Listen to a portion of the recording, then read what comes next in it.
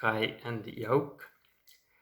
I have many great memories from my travels actually, so it was one of the hardest questions. It's really tough to choose the best memory with the best or favorite animals, but whales are my favorite animals, so if I had to choose, it was maybe a time when I was living in South Africa, in Cape Town, and one day I decided to go and kayak on the ocean. And I have never done this before, so it was a really exciting but challenging time. And after a while, when I was kayaking on the ocean, I met a group of southern right whales who just appeared very close to my kayak.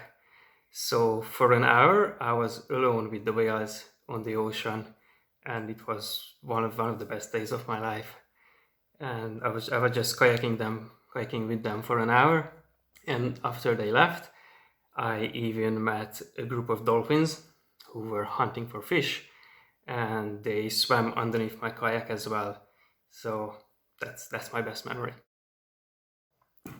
Caden, Koto, and Raywan.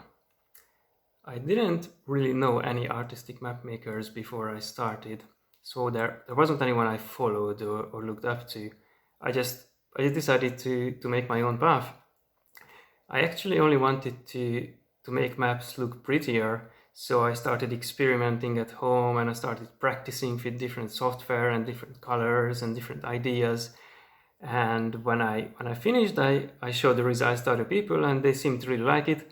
So I was very surprised, but also very happy. So I didn't know that this was going to be my career. So if you create something, don't be afraid to show it to other people. You never know what might happen. And my parents were actually very supportive all the way through my life. Actually, when I first moved out of my parents' house, I didn't decide to go to another street in the same city or to another city in Hungary. I decided that I'm gonna go to another continent, so I moved to Africa. So by the time I told my mom and dad that okay, maybe making artistic maps will be my career, they already believed that I could do it. I could do anything if I want to, they said. So yeah, they always supported me. Sun and Kauru. My perspective does change about countries when I make maps, and you can indeed learn a lot of new things about countries just by looking at their maps.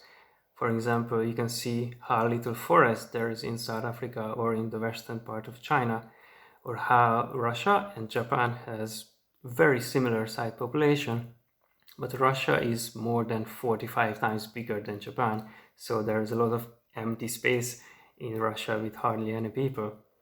And I also really like to explore countries by their maps.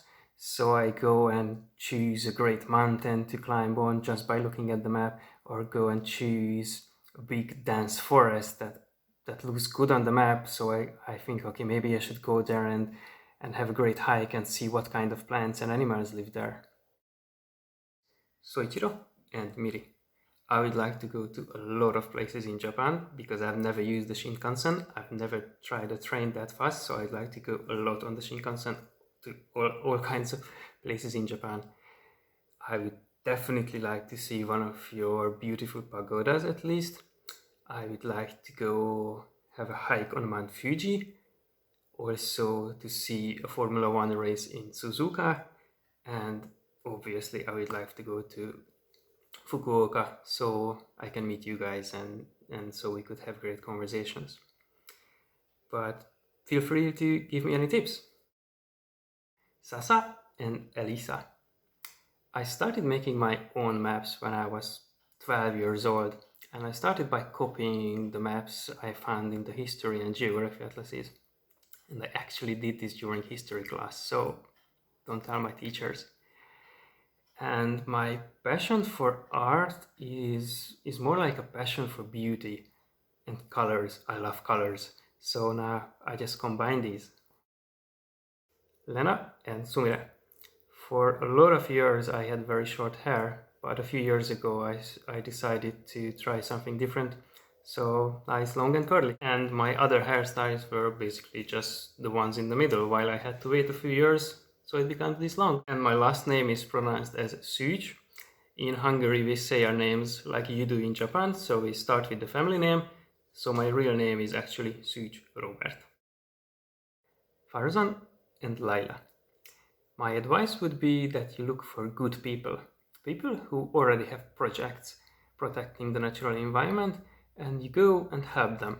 Maybe just volunteer a little bit on the weekend.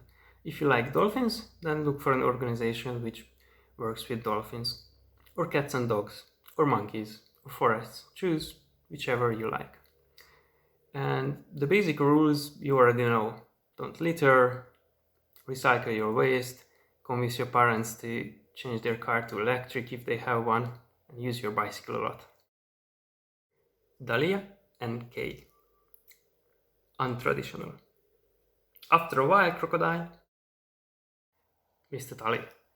Of course, I still have a lot of my atlases, and of course they were my favorite books while I was growing up. I still have the atlases I used when I was 12. It's funny, but I don't think I can name a person of inspiration when it comes to cartographers, because I was always more interested in the maps themselves than the people making them. And I try to have my own style when it comes to maps, and I try to combine my knowledge of how to make maps with inspiration I bring from other parts of my life. So I took a good look around to see what's out there, what kind of maps other people make, and then I tried to do better and try to come up with my own style. I think these were all the questions and answers, so I would also like to say a huge thank you to you kids and to Mr. Tully. I really enjoyed the video you sent me, and made me super happy all day to see you guys and to hear your great questions. I receive a lot of questions from journalists, and it's their job to send me good questions because they're writing articles, but your questions were much better. See you!